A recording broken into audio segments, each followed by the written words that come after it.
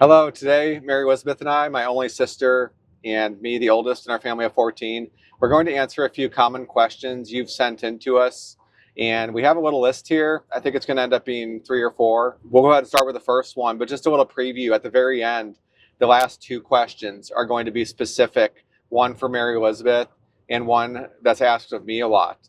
So we'll save those until the end. Yeah, Mary Elizabeth has a little list here. Yes. So we're actually driving in West Virginia. I keep forgetting where we are. We're in West Virginia, driving from Illinois all the way over to Virginia.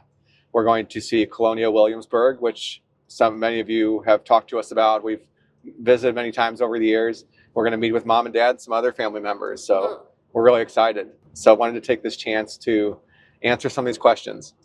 Okay. So you want to start us off with the first one, Mary? Yeah. Are there any twins in your family? Well, are there? No. That's a pretty simple question. Not that most of them are going to be a little longer than this. We thought we'd start off with an easy one, but that is one of the questions that has been asked the most over the years. Because when you think about it, it is pretty unusual, I guess. 13, there was, of course, 10 boys. I was the first and always will be the first, I guess. And then there were 10 in a row, and then Mary Elizabeth came along. And then Mary Elizabeth has 3 younger brothers, but all single births, which is pretty amazing, really. I mean, I don't know statistically. I mean, I don't know what the odds of 13 boys and 1 girl would be, plus no twins. And then plus having 10 boys in a row.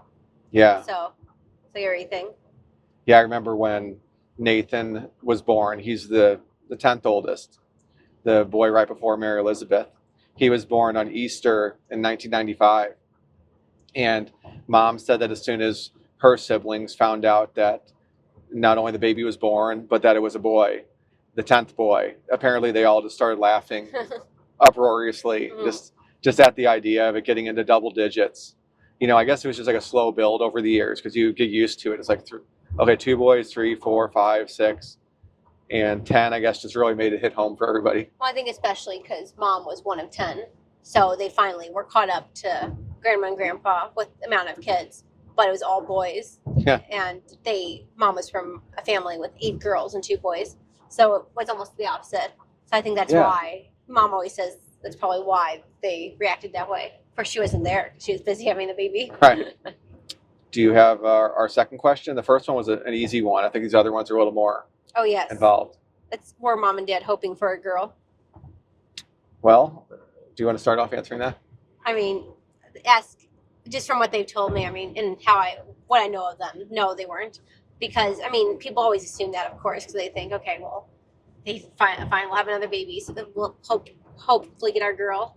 But it was never like that. I mean, they just loved kids. They just wanted, it wasn't like a disappointment each time they had a boy or anything. Or, of course, even if they were hoping to get a girl, you would think that they would give up at that point if they were if they were so determined for that to happen. But I mean, Paul could speak for it. Of course, he saw it. I more was the one.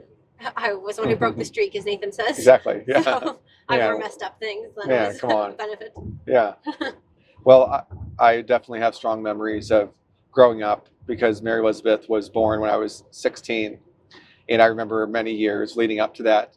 Mom would say she's having another baby on the way. Maybe there would have been 5 boys, and the common phrase I would hear a lot is like, "Oh, still trying for that girl, huh?"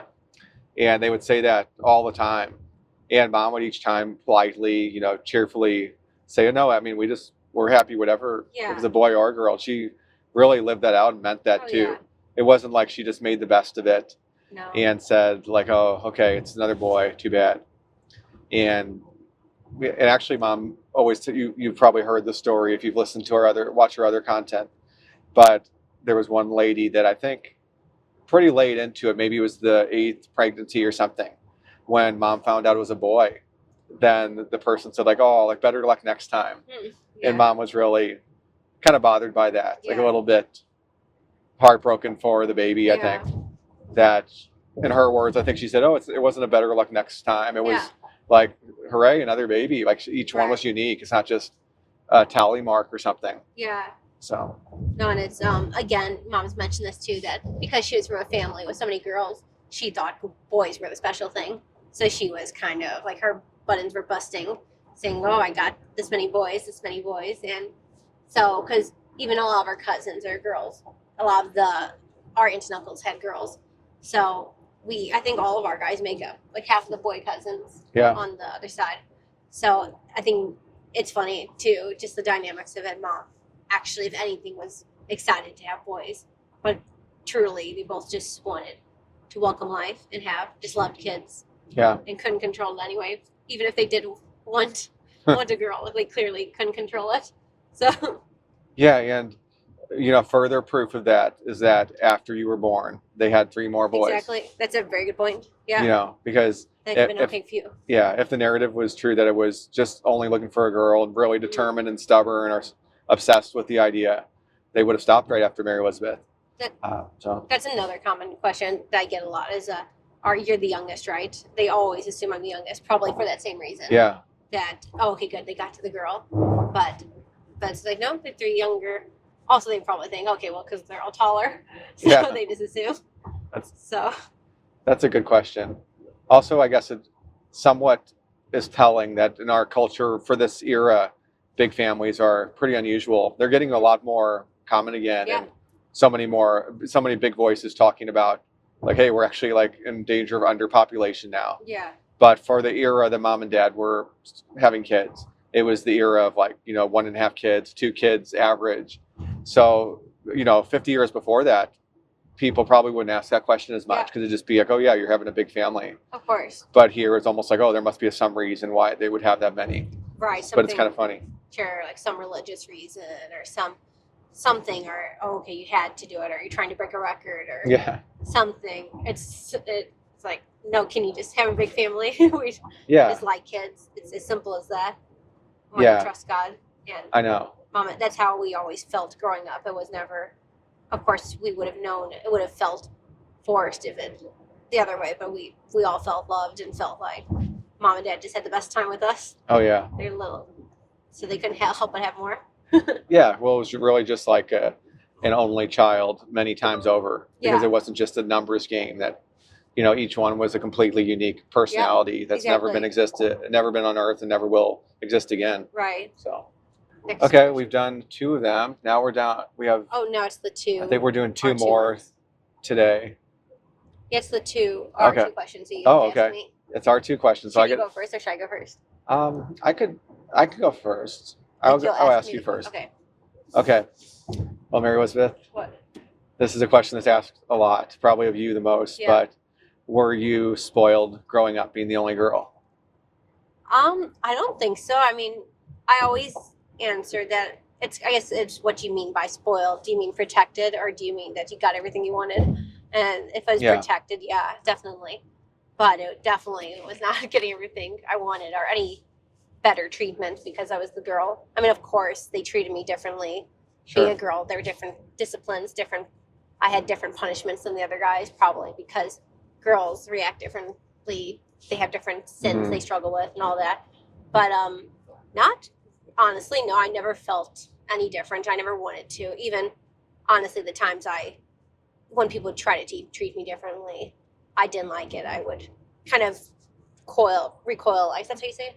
Recoil? Yeah, like recoiling in horror. Yeah, I would recoil when somebody would say, like, oh, you're the princess of the family. I would kind of like almost shudder, like, ooh, like I don't like that. It just didn't, because I knew, hey, I'm just one of many. I felt honored and loved just like we all did, but it wasn't, I didn't want to be treated any differently. I always wanted to just be part of the team with everybody, like part of the softball team. And yeah, there was never any special treatment, or of course we were just so tight on money, which was such a blessing, I think, because I'm sure it would have been harder to not spoil just naturally. Oh, let's do this girly thing. Let's do this. You get this new dress or whatever. But we just couldn't. There was no option to do that. Yeah. So, which was really nice. I'm really grateful for that. But no, I wouldn't say that. I'd say even the protective part. It's like, yeah, I was very protected, but also, again, it wasn't like a smothering or, oh, we got to protect this. It kind of reminds me of Joseph in the Bible. Yeah. Or like that cartoon, especially where they show, which one? The DreamWorks Joseph. Joseph, King of Dreams. Yeah. Or not, no. Yeah, that's it. King of Dreams is it called? Yeah. That one where it shows Jacob and Rachel kind of smothering him, giving him the coat, and anyway, all the other guys are just in kind of raggedy clothes, and Yeah. Joseph's being babied. So it was never anything like that where you guys were like protecting me at all costs. And but it was, I always felt very treasured though, like very, you guys would open doors for me, or I thought it really set good examples for how a future husband should be. Yeah. So raise the standard.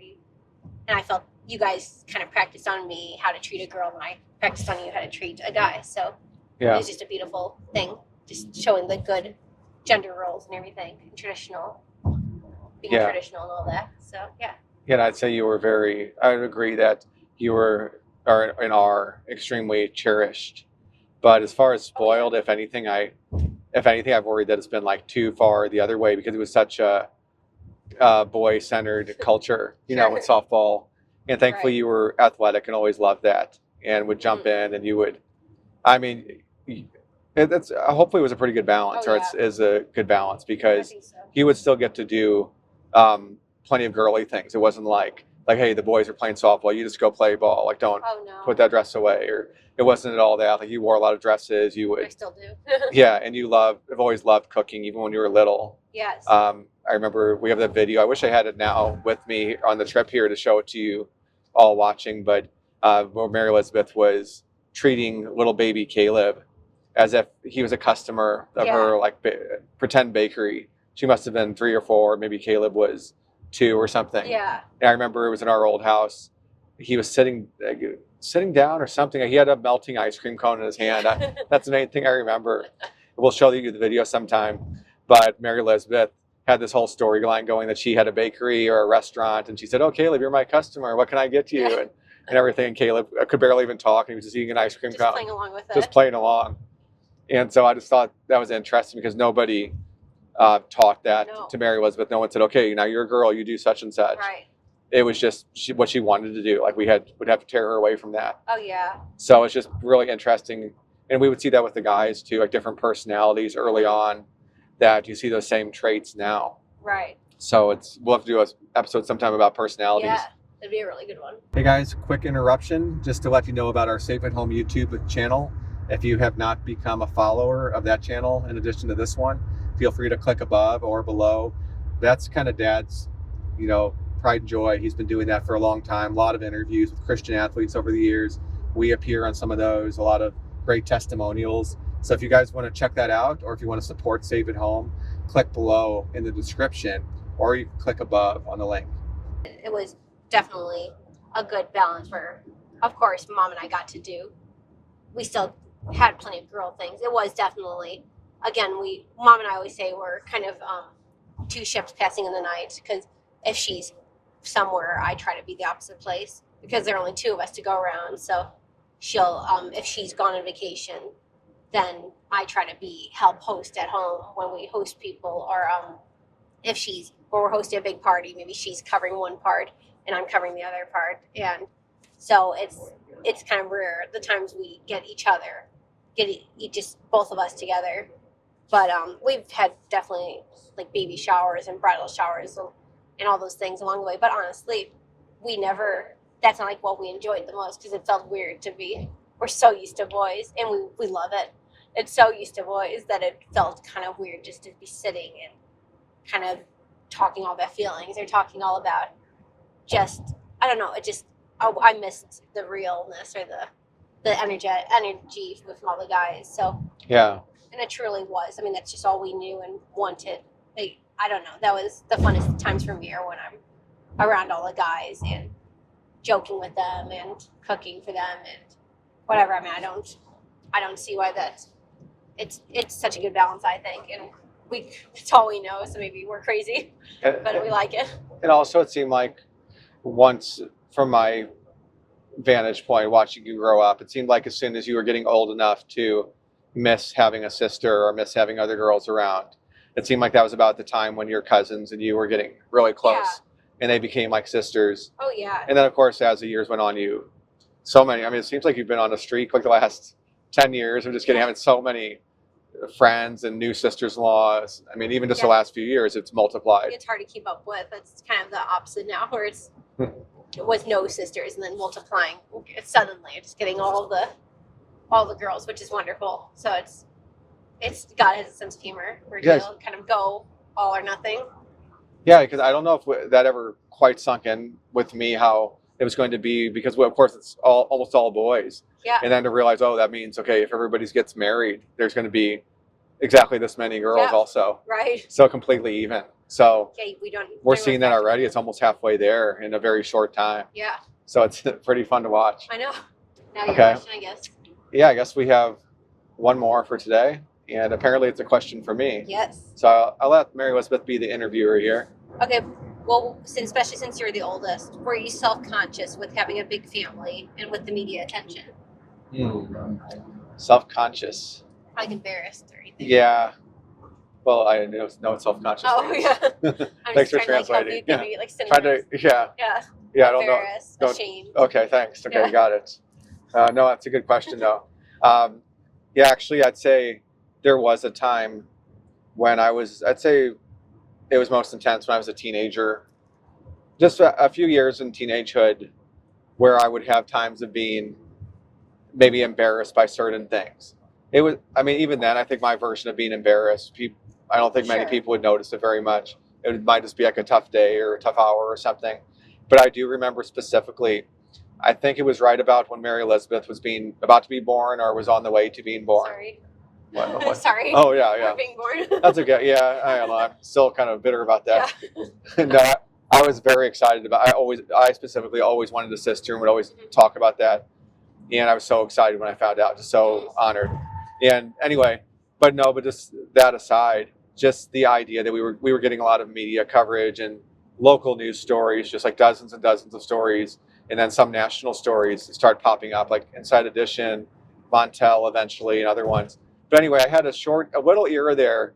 I think it was right when I was high school age, maybe 16, and I was just at kind of a self-conscious age. I think we were mostly homeschooled, but we had a very short time period where we went to some of us went to a local school, a high school, and oh yeah, I forgot about that. Yeah, and I know it wasn't really much a big part of our history, yeah. But like for that short time, that happened to be right when all the media stuff was happening. Yeah, when you were trying to fit in the schools. And I was like this, like it was my first time in any kind of school, and I kind of over-respected it. After I was in it for a little bit, it was like, oh, this is just normal. I don't have, like, why would I be trying to impress these people? But for a little time there, I was a little self-conscious and remember thinking like, oh no, the media, I'm just starting to fit in. Oh no, now the media is going to broadcast this. Yeah. Like, I mean, I'm going to look like a cornball or something or whatever. I was who knows what I was self-conscious about. It wasn't anybody in particular or anything. It was just me being a teenager, I guess.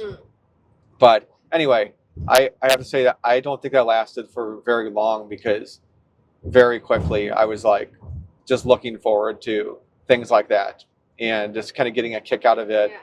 I had kind of the same thing in that era when I would go grocery shopping. At first I would be a little bit self-conscious, maybe when I was 16, and I'd look at the list and it would be like, 14 gallons of milk. Yeah. Maybe casually mom would have like, 26 boxes of cereal. Or pick up diapers or something kind of embarrassing. Yeah, and it might be a huge amount of diapers, because it might be like, okay, like these kids like wear them only at night. Like they're graduated from being a baby, but they still need them at night. And then it might be like everybody's so close in age. There might be like 3 babies under 3 years old or something. Yeah. So it would just be like stacks and stacks of, I might have like one cart filled up with diapers. And then literally like the 26 box, I wasn't like just using hyperbole there. It was like, actually, I remember seeing like 22 or 26 or 28 boxes of cereal a lot of times. And so anyway, it was fun. The first few times I did it, I thought like, oh, maybe I'll be kind of subtle and like try to like, maybe I'll go through the cereal aisle and just casually get 4 or 5, then go get some milk, go back. I forgot some more. Yeah. But soon it was like, this is ridiculous. I'm going to have like 5 carts or something. Like why just enjoy the joke and like enjoy the entertainment you're doing for other people. And it passed really quickly, and I became like excited, kind of getting a kick out of doing something so entertaining for other people to watch. And then you kind of became, clearly now you've kind of become the leader of it, or you got excited. You were always kind of the connecting point for even TLC or different people. Yeah. Even like all those guys were around your age.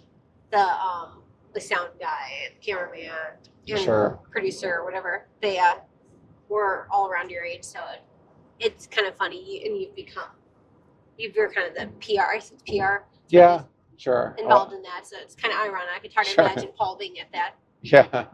It's like a whole different Paul. I think it was just a little short era, and plus I didn't have anybody older than me. Yeah, it's true. So I didn't That's a good really point. have like an older brother to say, oh, like, hey, it's fine. I was just like that. Don't worry about it. You'll be Yeah. fine. So all I had was like the people I was looking up to might have been like some immature 18-year-olds that I was impressed with at that time. That I thought, oh, they're cool. They're considered the cool kids or whatever. So I was kind of squaring all that up and almost like, oh, like what is? I didn't have anything to compare it to. Yeah. And that was pre-internet, so there were no other examples like other big families or any other. Like I didn't know of anyone else in that situation. It's So such a vulnerable time anyway. but no, like I was actually walking through our old neighborhood a few days ago, right before we left on this trip, and I was just like, I mean, I almost like couldn't keep it together, like not getting emotional every corner of the neighborhood. I just almost wanted to go back there even just for an hour, just to how it was. It was such a great upbringing Yeah. and so neat, just going around in that big van, and it just, man, even just now, it makes me, it just is so nostalgic. Yeah. So anyway, I'm just so thankful for it. That's And so yeah. cool. Yeah, well, it's really interesting too. Even though we're siblings, we have such different perspectives. You were a teenager when all that was happening, and of course, I never went through that stage of being self-conscious about it. Yeah. Because it was all you experienced from being. I guess you remember the earliest you remember is Mark being born. I guess so. The three you remember. Yeah. Just three of you. Yeah, and actually, I don't remember Mark being born offhand. I think I remember there being two of us. I just, for some reason, don't remember Mark being Oh, born, sure. actually. But I do remember Luke getting back, number 4, getting back from the hospital, and Mom asking if I would babysit for him. And at the time, it seemed very serious because she basically put him on a couch and like put a pillow or some blankets right next to him in case he would somehow roll, which of course he was a newborn. He wasn't going to roll. But then she said, okay, you go watch him, Paul. And I thought, whoa, wait, I'm being asked to babysit? And I was, I guess, 4.5 years old. And I took it real seriously. And I think I sat there and just like was really careful with him. And it was the first time I remember babysitting. Yeah. That's so neat. Yeah, it's kind of cool to see the different perspectives because we so much just grew up with it, always being part of a big family. Yeah. Like the smallest I remember, the smallest I remember is Peter being born. So, but of course, even when I entered the scene, I was 11th. Yeah. So it's just so different. I know. And so, but it's really cool. It's neat how we still come to the same spot of kind of embracing it. Oh, yeah. It was So- just, even at my worst, so to speak, time, I don't remember a moment that I like wasn't in awe that I got to be the oldest. Oh, So I yeah. would always I guess God just built that into me because I Oh, always yeah. wanted that. I never thought, hey, where's my older brother? I mean, I think I might have had kind of a longing for some like heroes or people like my age, slightly older than me, to kind of show me the way through my awkward times.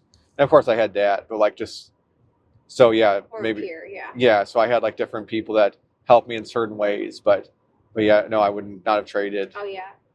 being the oldest. And in some ways, I think you're kind of similar if you're the only girl. Sure. And you and Mom have kind of led different categories, kind of like Dad and I have. Mm-hmm. So, Sure. so anyway, it's interesting. Yeah, that's been a wonderful upbringing. Wonderful. It's been such an honor to be a part of it. We probably have an endless list of questions we could answer, but we'll just leave it at that for today, and we'll come back soon to answer some more. I should have mentioned earlier, but if you guys haven't checked out our members area, feel free to. We have some extra content in there. In fact, we just filmed some today, so that'll be in there. We were talking about something we saw in the sky, which we've never seen before. Yeah. What could it be? Yeah, what could it be? Look at the members' videos, and you'll see. Yeah.